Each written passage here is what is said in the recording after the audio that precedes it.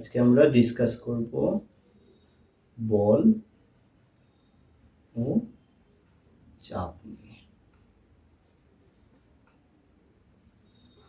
ঠিক আছে, এতদিন তোমরা বল সম্বন্ধে জেনেছো, বল প্রয়োগ ছাড়া আমরা যে কোনো কাজই করতে পারি না তাও দেখতে পেয়েছো। সে স্থির গতিশীল বস্তুকে কোনো গতিশীল করতে বা গতিশীল বস্তুকে স্থির করতে বা গতিশীল বস্তুর দিক পরিবর্তন করতে সব কিছুতেই বলের দরকার পড়ে। একটা স্প্রিংকে সংকুচিত করে ছোট করা বা প্রসারিত করা সব কিছুই বল ছাড়া সম্ভব নয়। তাই বল নিয়ে ইংরেজ বিজ্ঞানী স্যার আইজ্যাক নিউটন 1687 খ্রিস্টাব্দে তার প্রিন্সিপিয়া গ্রন্থে 3টি সূত্র স্থাপন করেন, যেটাকে আমরা নিউটনের গতিসূত্র নামে জানি। নিউটনের গতিসূত্র।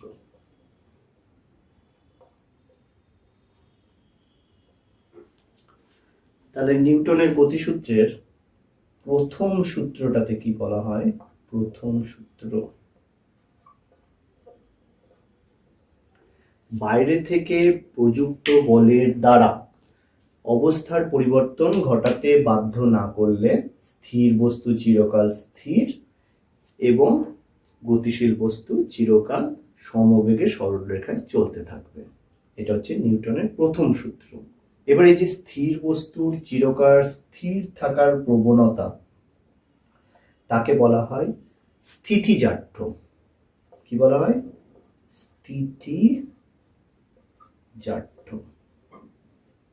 আর এই গতিশীল বস্তুর চিরকাল গতিশীল থাকার যে প্রবণতা, তাকে বলা হয় গতিজাঢ্য। এবারে স্থিতিজাঢ্যের আর গতিজাঢ্যের দুটো পারফেক্ট এক্সাম্পল আছে, যেটা আমরা সচরাচর হয়তো লক্ষ্য করেছি বা করি না। স্থির বাস যখন হঠাৎ চলতে শুরু করে, একটা স্থির বাস যখন হঠাৎ চলতে শুরু করে, তখন বাসের মধ্যে যে কোনো আরোহী বা আমরা সামনের দিকে থেকে পিছন দিকে ঝুঁকে যায়। কারণটা কি? বাস যখন স্থির, যাত্রীও স্থির, কিন্তু বাস যখন হঠাৎ চলতে শুরু করছে, যাত্রীর শরীরের নিম্নাংশ পোর্শন সেটা বাসের সংলগ্ন থাকার জন্য এবং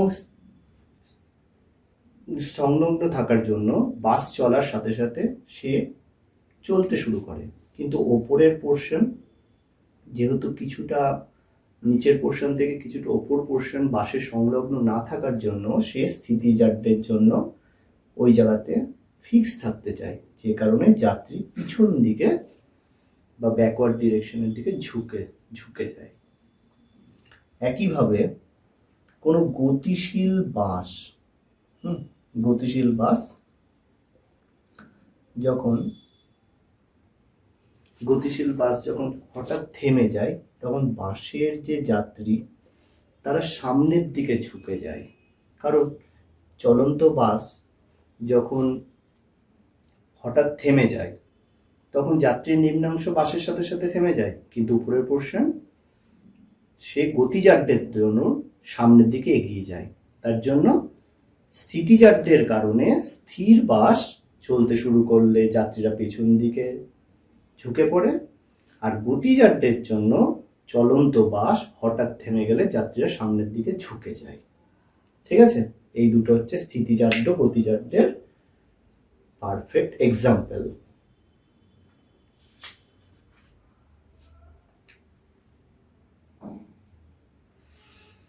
এবার এই নিউটনের প্রথম সূত্র থেকে আমরা বলের সংজ্ঞা পাই।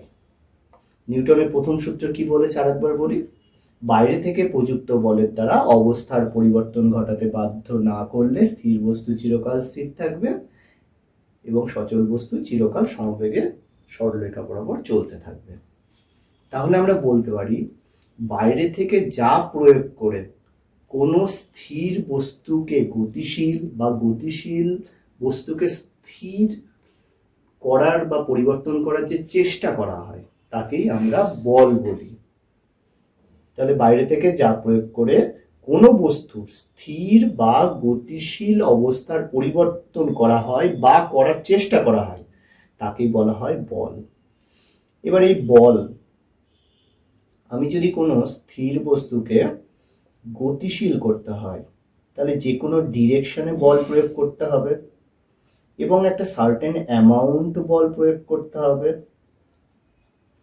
আবার কোনো গতিশীল বস্তু যে রানিং অবস্থায় রয়েছে তাকে সাপোজ সে এই ডিরেকশনে রানিং অবস্থায় রয়েছে, তাকে স্থির করতে গেলে অবভিয়াসলি অপোজিট ডিরেকশনে বল প্রয়োগ করতে হবে, বা তার গতির পরিবর্তন করতে গেলে যে ডিরেকশনে চলছে তার অন্য কোনো ডিরেকশনের দিকে তাকে বল প্রয়োগ করতে হবে।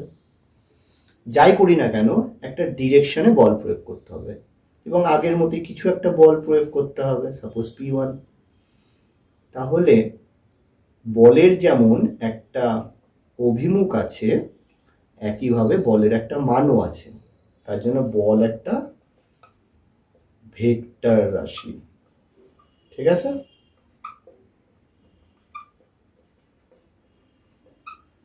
বল একটা ভেক্টর রাশি।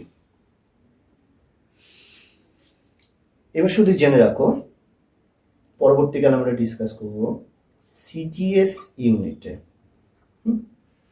বলের পরম একক ডাইন, আর এসআই ইউনিটে বলের পরম একক নিউটন। পরে আমরা এগুলো ডিসকাস করব। এবার যাব নিউটনের দ্বিতীয় সূত্র।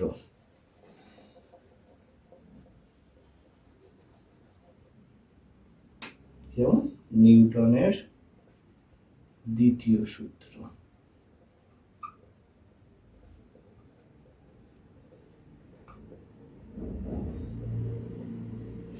নিউটনের দ্বিতীয় সূত্র কি বলছে? কোনো বস্তুর ভরবেগের পরিবর্তনের হার বস্তুটির উপর প্রযুক্ত বলের সমানুপাতিক এবং বল যেদিকে ক্রিয়া করবে ভরবেগের পরিবর্তনও সেই দিকেই ঘটবে। ঠিক আছে? এবার এখানে ভরবেগ মানে কি? নিউটনের দ্বিতীয় সূত্রের ভরবেগ মানে হচ্ছে ভর আর বেগের সমন্বয়ে কোনো গতিশীল বস্তুতে যে ধর্মের উৎপত্তি হয় তাকেই বস্তুটির ভরবেগ বলে। মানে এম ভরের বস্তু, তাতে যদি ভি ভেলোসিটি থাকে তাহলে তার ভরবেগ হচ্ছে এমভি। এই মুহূর্তে বলে রাখি, ভেলোসিটি ভি একটা ভেক্টর রাশি। ঠিক আছে? তাহলে ভরবেগও একটা ভেক্টর রাশি হবে, কারণ ভরবেগ মানে কি? ভর ইন্টু বেগ। বেগ যেহেতু ভেক্টর রাশি তাহলে ভর ইন্টু বেগ, মাল্টিপ্লিকেশন ছাড়া কিছুই না, ভেক্টর রাশি। একইভাবে ইউনিট, সিজিএস পদ্ধতিতে ভরবেগের ইউনিট দেখি। সিজিএস পদ্ধতিতে ভরের ইউনিট কি? গ্রাম। বেগের ইউনিট কি? Centimetre per second.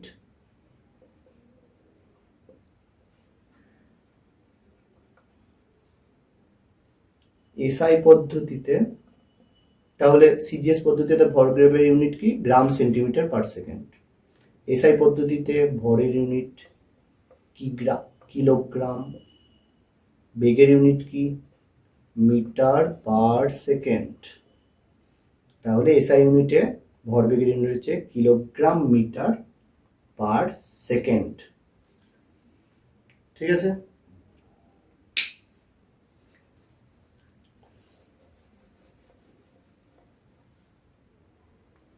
এবার নিউটনের এই দ্বিতীয় সূত্র থেকে আমরা বলের পরিমাপ পাই। কিরকম? নিউটনের দ্বিতীয় সূত্র বলেছিল বস্তুর উপর প্রযুক্ত বল বস্তুটির ভরবেগের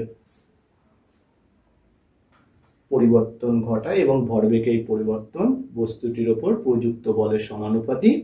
তাছাড়া বস্তুর উপর প্রযুক্ত বল যেদিকে কাজ করে ভরবেগের পরিবর্তনও সেই দিকে হয়ে থাকে। তাহলে আমরা ধরি একটা m ভরের একটা বস্তু, তার উপরে p ফোর্স এই ডিরেকশনে t টাইম ধরে প্রয়োগ করা হলো। তাতে বস্তুটির ইনিশিয়াল বেগ ছিল u, সেখান থেকে বস্তুটির ফাইনাল বেগ হলো v।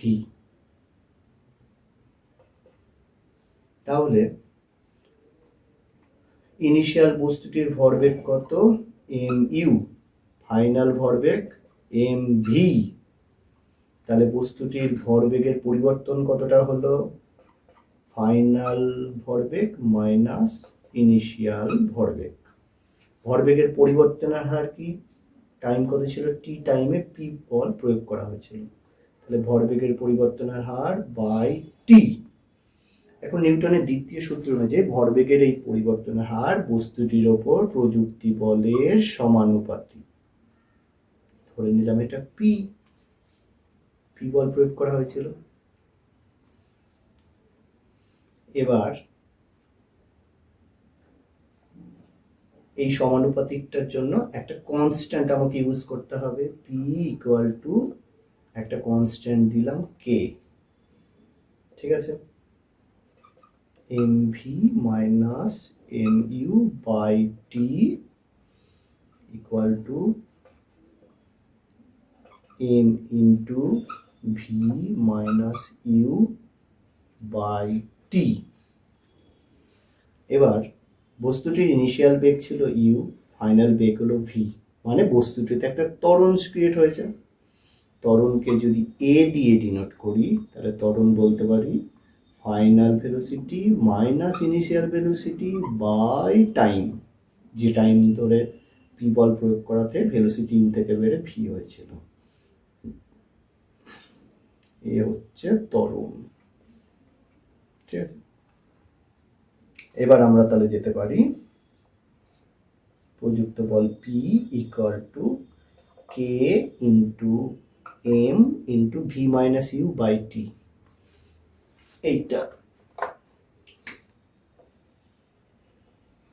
এইটা হচ্ছে ত্বরণ, তাহলে ইন্টু a।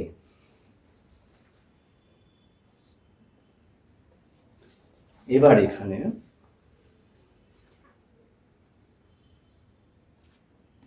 এই যে কে একটা ধ্রুবক বা কনস্ট্যান্ট, ঠিক আছে।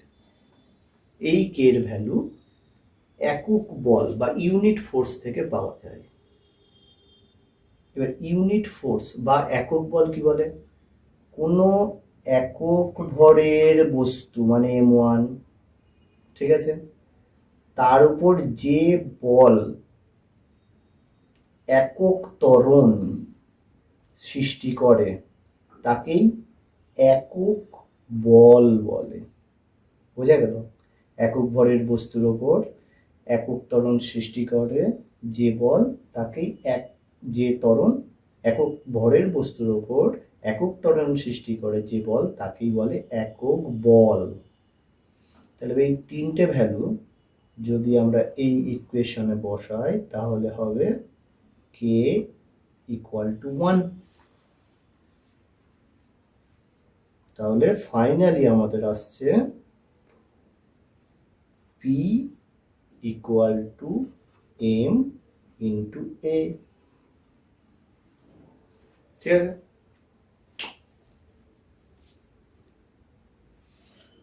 মানে বস্তুর ওপর প্রযুক্ত বল ইকুয়াল টু বস্তুর ভর এবং বস্তুর ত্বরণ। তাহলে লিখে রাখি p equal to m into a। এবার আসা যাক বলের একক। বলের দু রকমের একক হয়, একটা হলো পরম একক আর একটা হচ্ছে অভিকর্ষীয় একক।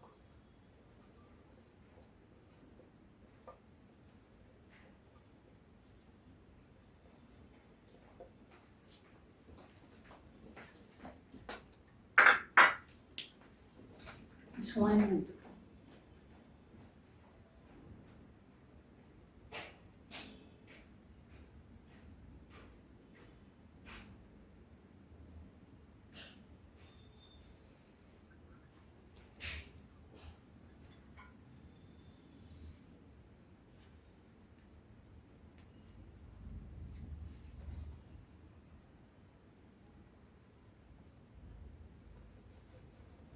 নিউটনের দ্বিতীয় সূত্র থেকে আমরা বলের এককটা এবার বার করি। বলের একক দু রকমের হয়, একটা হচ্ছে পরম একক, একটা হচ্ছে অভিকর্ষীয় একক। অভিকর্ষীয় একক আমরা প্রথমে পরম একক নিয়ে ডিসকাস করি।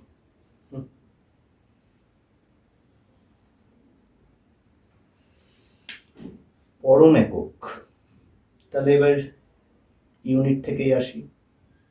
পরম একক সিজিএস পদ্ধতিতে বলের পরম একক কি বলেছিলাম?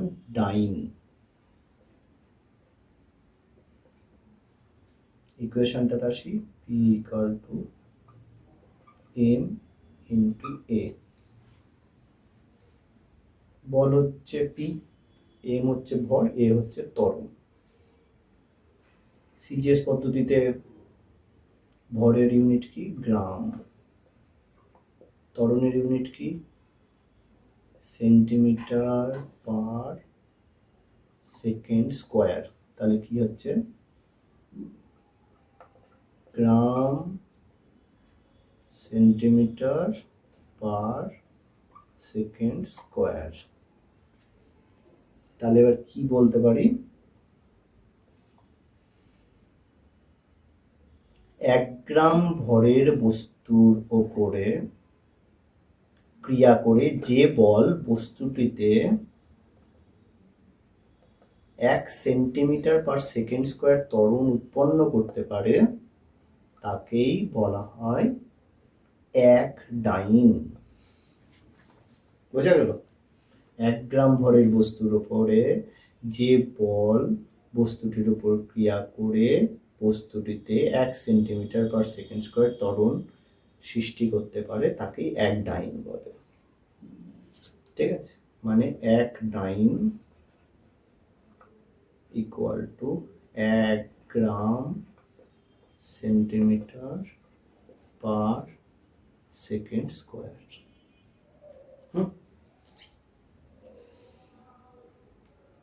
ঠিক আছে, এটা সিজিএস ইউনিট। এবার এসআই ইউনিটে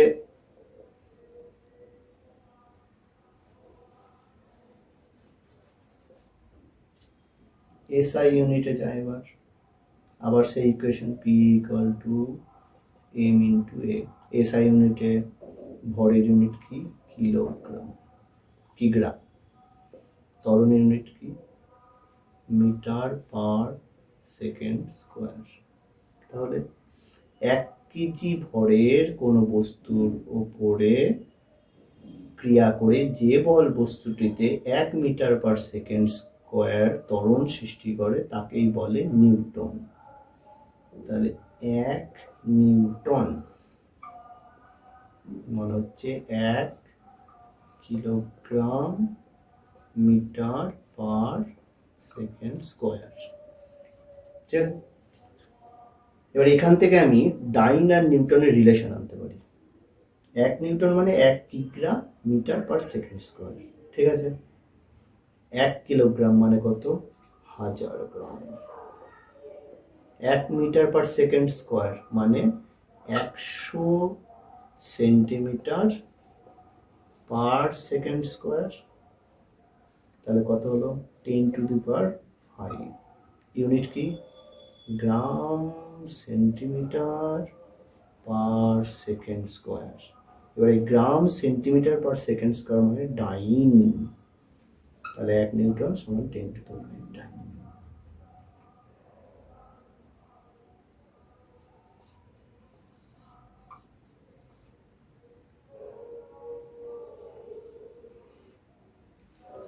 নিউটনের দ্বিতীয় সূত্র থেকে আমরা এবার অভিকোষীয় এককের পরিমাণ বার করব।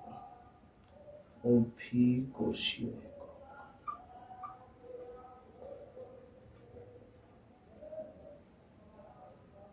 সিজিএস পদ্ধতিতে অভিকোষীয় এককের ইউনিট গ্রাম ভার, এসআই পদ্ধতিতে ইউনিট হচ্ছে কিলোগ্রাম ভার।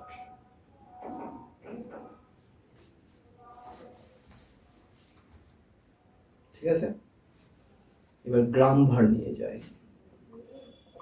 গ্রাম ভার কি করে বার করবো? এখানে বলে রাখি, এই যে P equal to M into A মানে তো ত্বরণ, কিন্তু এই ক্ষেত্রে অভিকোষী একক বার করার সময় এ ইকাল টু অভিকোষজ ত্বরণ, অভিকোষীয় ত্বরণ। এর ভ্যালু সিজিএস পদ্ধতিতে কত? সিজিএস এ 980 সেন্টিমিটার পার সেকেন্ড স্কোয়ার বা 981, যেটা সুবিধা। এসআই পদ্ধতিতে অভিকোষীয় ত্বরণ হচ্ছে 9.81 মিটার পার সেকেন্ড স্কোয়ার বা 9.8 মিটার পার সেকেন্ড স্কোয়ার, যেটা সুবিধা। এবার গ্রাম ভার ডিফাইন করব। আমরা জানি কি P equal to M A, তাহলে 1 গ্রাম, P equal to M A আগে লিখে নিই। 1 গ্রাম ভরের বস্তুকে পৃথিবী যে বল দ্বারা আকর্ষণ করে তাকে 1 গ্রাম ভার বলে। ঠিক আছে, তাহলে 1 গ্রাম ভার, 1 গ্রাম ভরের বস্তু সিজিএস পদ্ধতিতে বার করছি। ঠিক আছে, 1 গ্রাম ভরের বস্তু, তাহলে 1 গ্রাম ভার সমান হচ্ছে 1 গ্রাম ভরের বস্তু, তাকে পৃথিবী যে অভিকর্ষীয় বল দ্বারা আকর্ষণ করছে সেটা কত হবে? সিজিএসে করলে যদি 980তেই যায়, 980 সেন্টিমিটার পার সেকেন্ড স্কোয়ার, 981 গেলে 981, তাহলে 1 গ্রাম ভার সমান হচ্ছে 980 বা 981 gram centimetre per second square. এখন gram centimetre per second square মানে কি? বলের পরম এককে ডাইন সিজিএসে, তাহলে 981 বা 980 ডাইন, এটাকে 981ও নিতে পারো। 981 যেহেতু ধরো 80 ধরেছি, তাই 980 থাকলো। একইভাবে এসআই ইউনিটে বার করি। এসআই ইউনিটে বার করতে গেলে এসআই ইউনিটে কি বলেছি?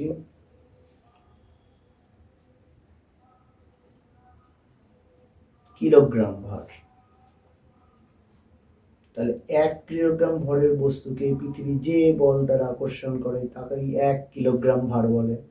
তাহলে 1 কিলোগ্রাম ভার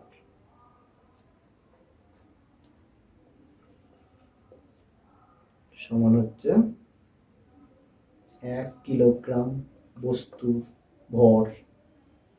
ত্বরণ কত? এসআই ইউনিটে 9.8 নিচ্ছি into 9.8 metre per second square, তাহলে 9.8 ইউনিট কী হবে? কিগ্রা মিটার পার সেকেন্ড স্কোয়ার। এবার কিগ্রা metre per second square SI ইউনিটে পরম একক কী হয়? নিউটন, তাহলে 9.8 নিউটন। এবার এক্ষেত্রে বলে রাখি, যেটা তোমাদের ফলো করা হবে স্কুল বা কলেজে, 9.81 বা 9.8 আর ওদিকে 980 বা 981 সিজিএস ইউনিটে সেন্টিমিটার পার সেকেন্ড স্কোয়ার, সেটাই তোমরা ইউজ করো। ঠিক আছে, তাহলে এসআই ইউনিটে 1 কিলোগ্রাম ভার সমান 9.8 নিউটন বা 9.81 নিউটন। সিজিএস পদ্ধতিতে 1 কিলোগ্রাম ভার সমান 1 গ্রাম ভার সমান পেয়েছিলাম 980 ডাইনিং। এটা হলো এসআই ইউনিটে, এটা হলো সিজিএস ইউনিট। ঠিক আছে, এই হলো দ্বিতীয় সূত্র।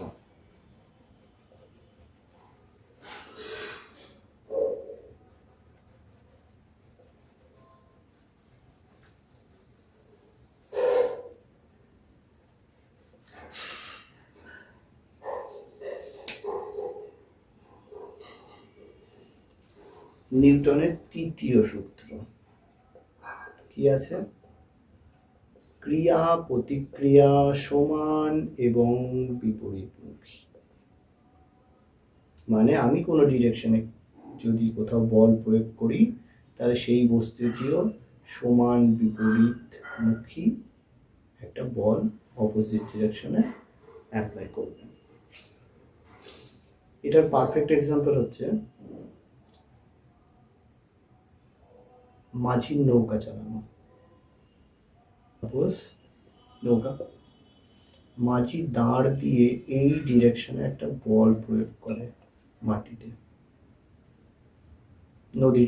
নদীর তলা মাটিতে। সঙ্গে সঙ্গে মাটিও অপোজিট ডিরেকশনে ইকুয়ালি একটা বল প্রয়োগ করে। এবার তার দুটো লভ্যাংশ হয়, পরে গিয়ে জানবে।